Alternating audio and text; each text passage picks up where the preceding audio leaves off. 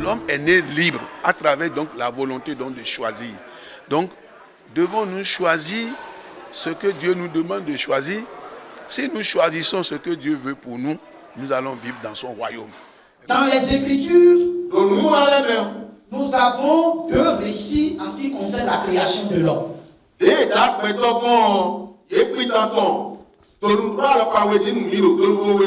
Le premier récit se trouve dans Genèse 1, verset 26.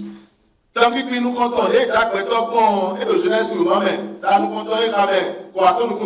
il est dit, créons l'homme à notre image, selon notre ressemblance, afin qu'il domine sur toutes choses. Ça, c'est le premier récit. Le deuxième récit se trouve dans Genèse 2, verset 7. L'Éternel Dieu forma l'homme de la poussière de la terre. Oui. Il souffla dans ses narines un souffle de vie et l'homme devint un être vivant. Ça, c'est le second récit. Je vais vous poser une question.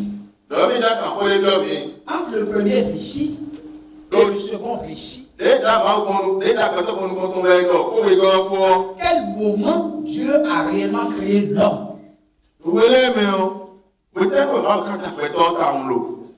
C'est le second récit. Donc au second récit, Dieu a réellement formé l'homme de la poussière de la terre et il a soufflé dans ses narines. C'est dans ce moment que l'homme est devenu un être vivant. Et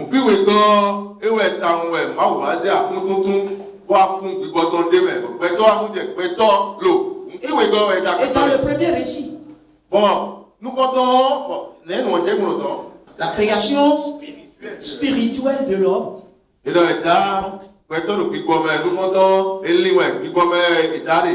nous voulons parler du royaume de Dieu. C'est-à-dire le règne de Dieu sur les humains. Nous n'allons pas parler aujourd'hui du règne de Dieu sur les anges, du règne de Dieu sur les animaux, du règne de Dieu sur tout le système cosmique, mais uniquement les hommes, les humains.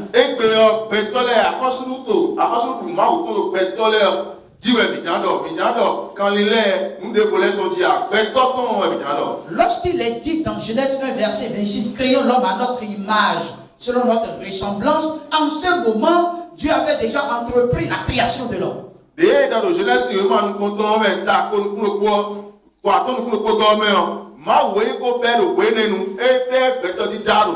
Donc Dieu a créé d'abord l'homme dans le spirituel, dans son imagination, dans sa réflexion. Il a créé l'homme dans le spirituel. L'homme était déjà une entité existante dans le spirituel.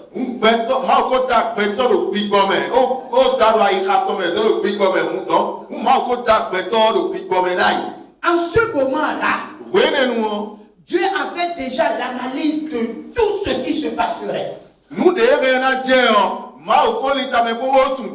Dieu avait déjà étudié toute forme de possibilités dans l'existence.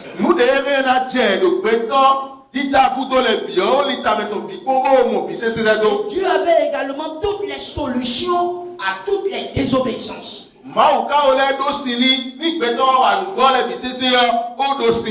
Et maintenant, la plus grande désobéissance qui consiste à se séparer du règne de Dieu et à devenir libre pour se prendre en charge personnellement, à cela encore, Dieu avait trouvé une solution.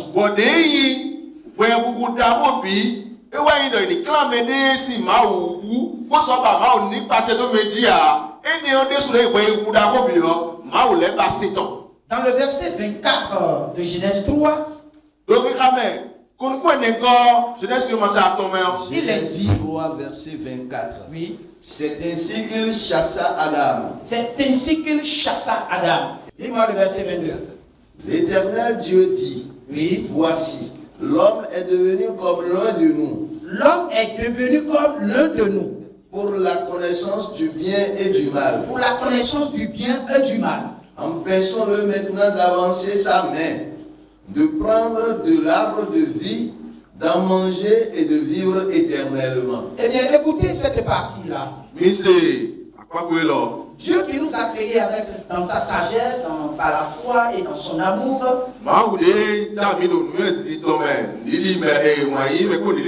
il a constaté la désobéissance. Pourquoi?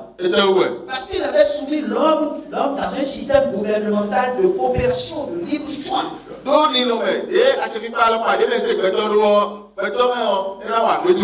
Et l'homme pouvait prendre des décisions par lui-même.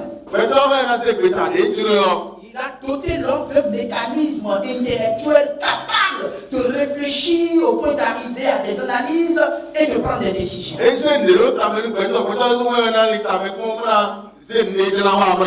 Alors donc, l'homme peut prendre la décision sur la base de la détermination avec sa volonté pour être responsable de sa liberté.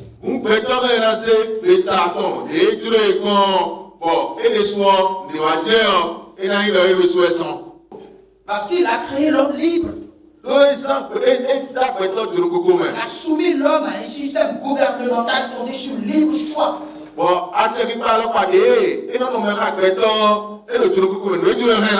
Et l'homme, dans le mécanisme intellectuel de la réflexion, l'homme peut avoir nourri ses propres pensées à travers ses observations. Donc l'homme peut voir quelque chose et avoir une pensée.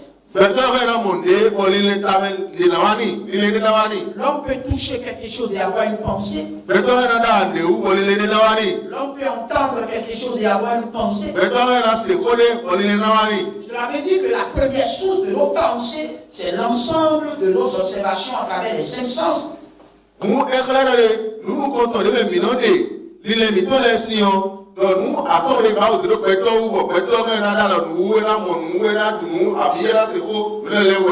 Mais lorsque nous recevons une pensée,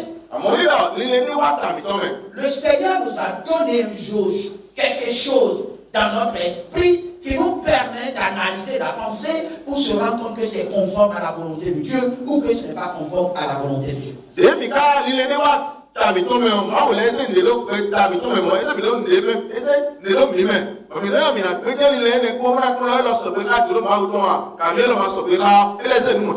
C'est ça qu'on appelle la conscience. C'est pour ça que vous verrez l'apôtre Paul toujours en train de dire « Je garde ma conscience sans reproche et pure ». Il dit par exemple aux Romains que leur conscience les accuse et les condamne tour à tour. Et Jésus même a dit, lorsqu'il était question de lapider la femme d'adultère, il est écrit que, accusés par leur propre conscience, ils se régulèrent du plus grand jusqu'au plus grand.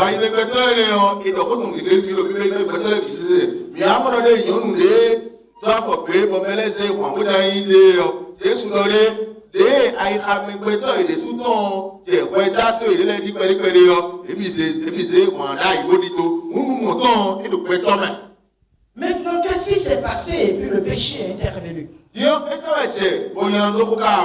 Vous savez, Dieu, dans Genèse 1, verset 26, avait déjà prévu qu'il y aurait une tentation. Il le savait.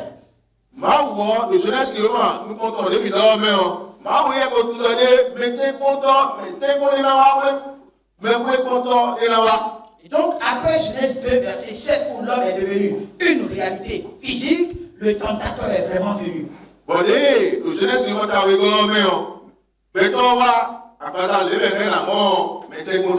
Mais qu'est-ce qu'on appelle tentation? Lorsqu'on parle de tentation, c'est une proposition d'intérêt personnel au détriment de l'intérêt de Dieu.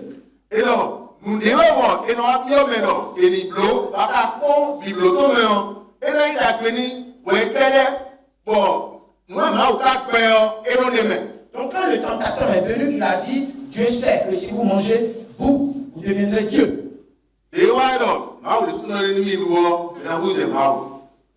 Donc la tentation est une proposition qui arrange uniquement l'homme qui est tenté, mais n'arrange pas son créateur. Donc,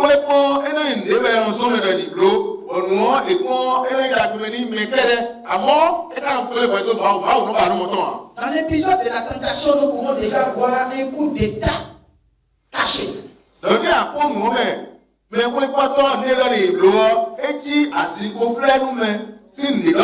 Vous deviendrez Dieu. Et vous serez Dieu. Dieu serait renversé. Donc c'était en sourdine un coup d'état pour renverser l'autorité de Dieu.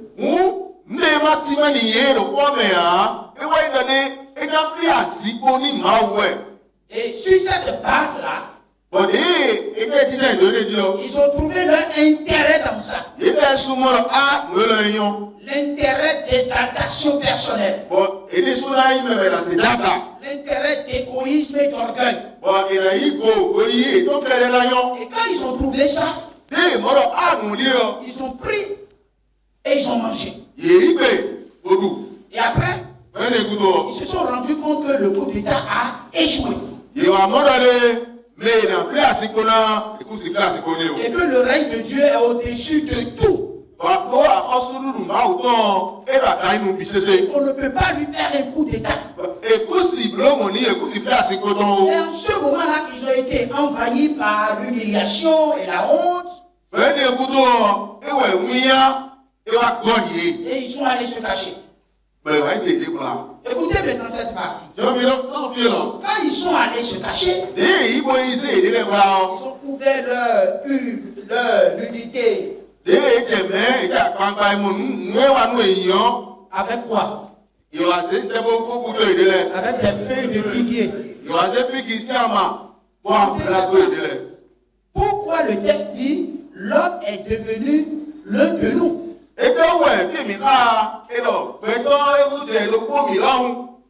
La solution que l'homme a trouvée dans feuille de figuier, qui lui a donné ça?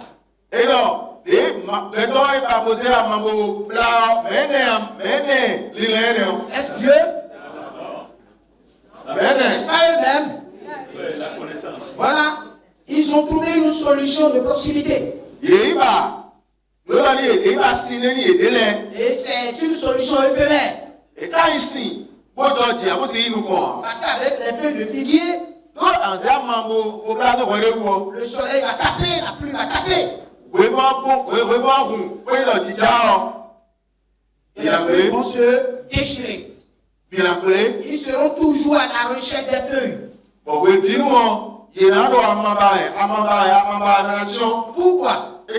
Parce que l'homme est livré à lui-même, il est devenu indépendant. Il a dit l'homme est devenu l'un de nous. C'est-à-dire l'homme est devenu indépendant. L'homme n'est plus sous notre gouvernance. Donc l'homme est passé de notre gouvernance sous la gouvernance de l'indépendance. À